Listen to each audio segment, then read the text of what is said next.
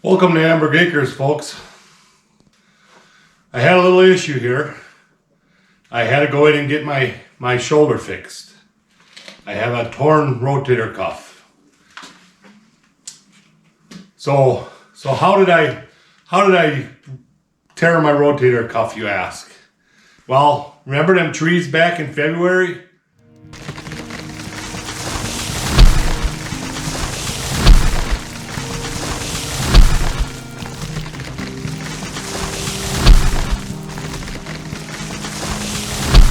Yeah, well, I forgot to let go of the rope, I guess.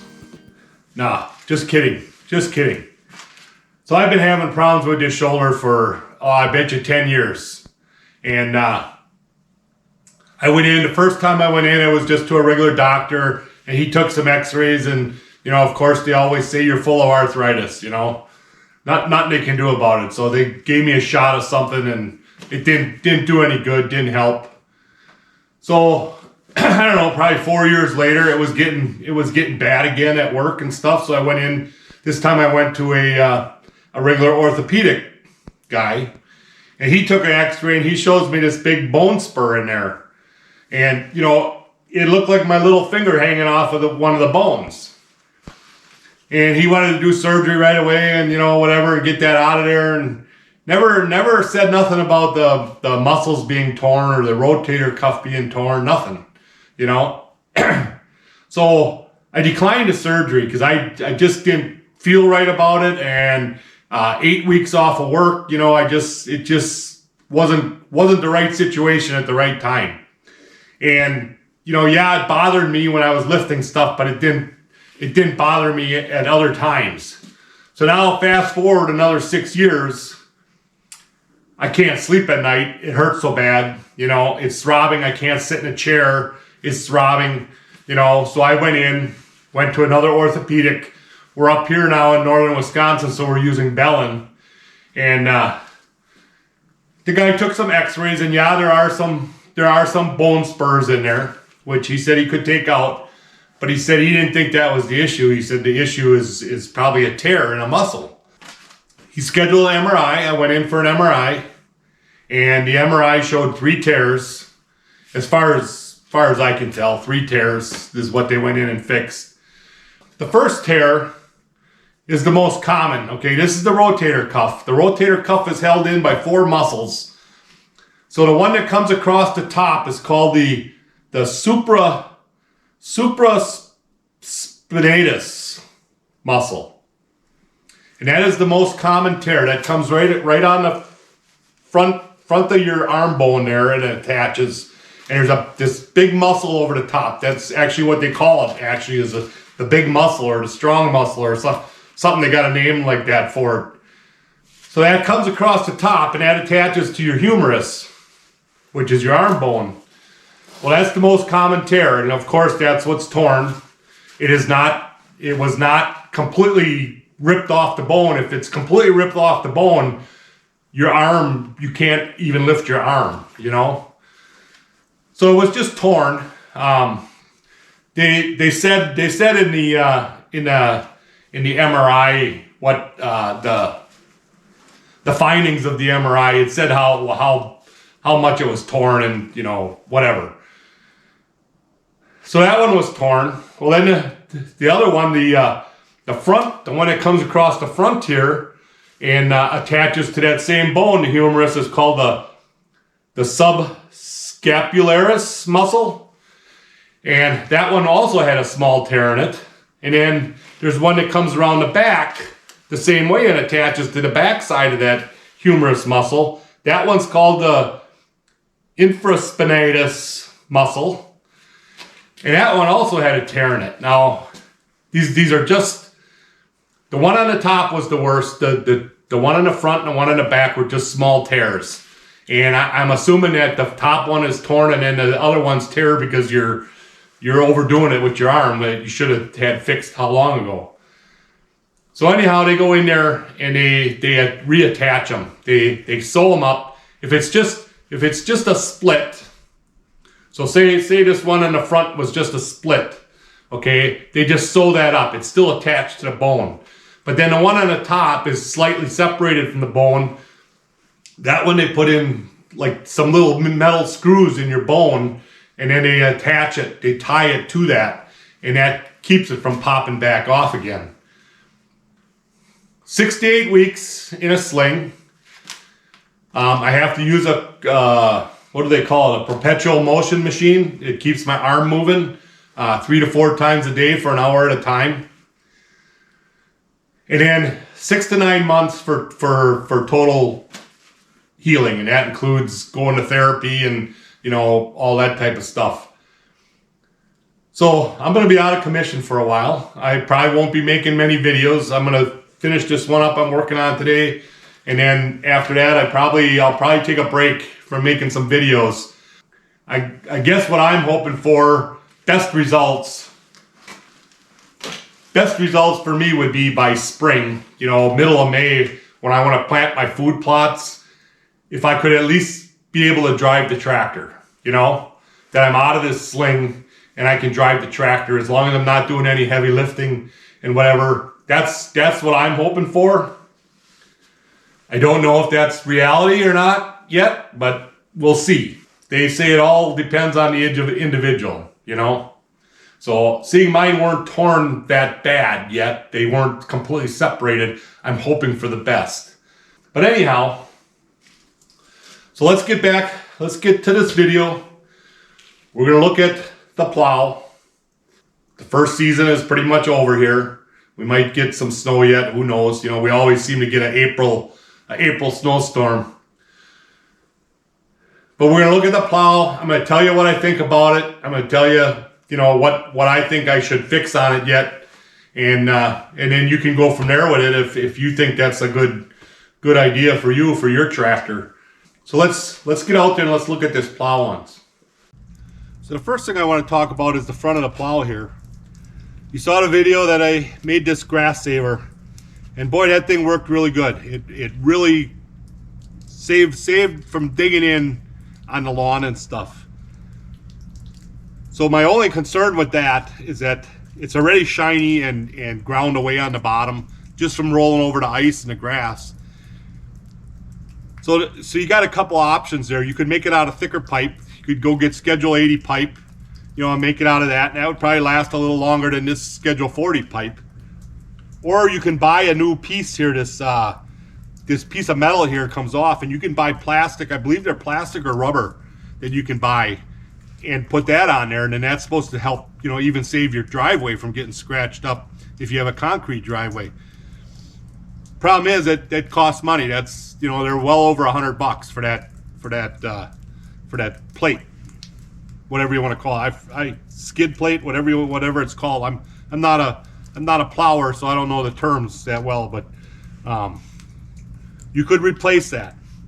Other than that, the front of this plow actually worked like it should work. I mean, it flips when I hit something, and it's a little beat up and whatever, but the snow still slides off of it, you know. Where I had issues was when we got the wet, heavy snow this year. That kind of sticks, you know, and whatever, but I think that does it no matter what plow you got. You know, it's gonna stick like that. So all in all, this front half of the plow worked flawlessly. So let's go take a look at this the middle section here and see what we can come up with on there. Let's look at this side now. So the one thing that needs to be fixed is this pivot point up here. When I tilt the plow, you know, to cut it, for it to cut at an angle, okay, this thing drops way off. It's like the weight goes to one end over there, it drops way down. So then when you set it down, that corner goes and digs in right away until you get it down far enough, then the rest of it first comes down. And that's because this pivot point here is worn out. So that's one thing that has to get fixed. You know, obviously I ain't gonna be able to do it this summer, but I got to get that fixed. You know, maybe by fall I'll be able to do that. Okay. The other thing I would like to do is shorten this up. Okay. So when I got this plow, this was all beat up on this end here, the hinges and stuff. So seeing I was going to adapt it to that plate, that quick attach plate, I took and I redid all of these pivot points. Okay. So when I first did it, I did not have these blocks on top here. Okay. And when I drive into it with the tractor, this would flip down, and then you couldn't get the tractor to hook up to it. So I had to put these blocks on here, so it can only flip down so far. Okay, so then when you're plowing, also, you know, this thing's only going to lift up until it hits those blocks, you know. But that's what this chain is for, and whatever. That's how it was made. What I wish I would have did, I wish I would have brought these blocks way up here by these handles and shorten this up, because it just seems like it's very, very long when it's out in front of the tractor. Barely fits in the garage, you know, when I have it on. I'm not sure how I would redo that. Obviously, I would cut it right here somewhere and then shorten it up, attach it back to this piece here. So that'd probably shorten it up about 6 inches, which it would be nice if it were even shorter than that, but I don't know. I'll have to wait until I get it apart and see what I all have under here, because I think I welded this all pretty heavy under there so it wouldn't break. Yeah, I don't know. We'll see. I mean, I could start over with this piece here, this piece of angle iron. I could start over and just cut it right here at my welds, and then make a new piece here and come up and butt it up and weld it on. So we'll see how I feel at that time, and see how much I can get done. But other than that, you know, after plowing with this plow, using that coal pin plow on my four-wheeler is kind of a joke, because you've seen the area that I plow here, and this goes so quick with this plow and the tractor, and then I can push it up. I don't know if from this angle you can't see the piles, but some of these piles I got, you know, they're 6 foot high already here of snow, you know, and I could push it up with this as high as I can lift with the tractor and just keep piling it up. Where with this little coal pin on a four-wheeler, you can't do that. You know, you can't lift the pile up. So after using this, I would never go buy another plow for a four-wheeler. You know, I would always use this. Even if it's an inch of snow, this works so much better. It's so much faster. I mean, don't get me wrong. The little coal pin on the four-wheeler, it's nice for getting around the trailer and the deck and stuff. You know, I can get in a little tighter and clean some areas out with it. You know, and that's what I've been using it for. But after using this, you know, there's really no going back to doing it the old way. All in all, if you can come up with a plow like this and you can do this kind of work, add this plate on here, this is the way to go for your tractor for plowing. This is just, it's way better than the bucket. You know, the bucket only holds so much snow. This thing you can just keep pushing, and you can push it however far you want to push it, because that tractor just keeps pushing. So this is the way I would go if I would ever do it again. It's the way I would do it. And there, you know, you can buy this whole setup made like this, but they're $2,500, $3,000. I got this and that wood splitter I-beam and that cylinder all for $300. So I can't go wrong. You know, it's a lifesaver for me for all what I gotta plow here. And the reason I plow so much for the yard here, I plow this all like this because I'm hoping that as soon as it starts melting here, which we're well into March here, and I still got a lot of snow and ice. But once it starts melting here, I'm hoping that this area dries up, where we're driving here dries up faster, and then where the piles are, they're going to be wet for a while. But the main areas where I want to drive, I'm hoping that all dries up quicker because I plowed it all, and that's what I'm hoping for. But we'll see if that works. So the one thing I had to do on this quick attach plate is this lip is really short. It barely catches on your tractor bracket. So I added another inch here of metal so that I could get in there and grab it even if I wasn't lined up perfect. And then I added a 1/4 inch plate on both sides here because there was too much slop this way. And when I'd get it on there, I couldn't get my pins to go down. Because one pin would go in and the other one wouldn't, because this plate you weren't centered on this plate. So I added a 1/4 inch plate here and an inch plate here to help hook up to that tractor. So other than that, that's the only change I made to this quick attach that I got off of Amazon.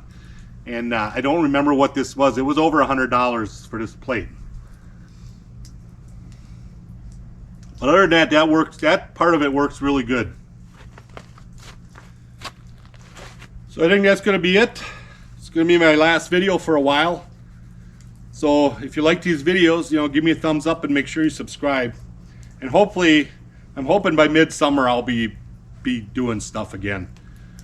The 6 to 9 months is going to be full recovery. That then before you can start lifting heavy stuff and whatever. But I think I'll be able to drive the tractor at some point, and we'll get some stuff done this summer yet. So I have a lot of projects going on here, and I want to get them done. But we'll see how this goes, So stay tuned, and we'll catch you on the next one.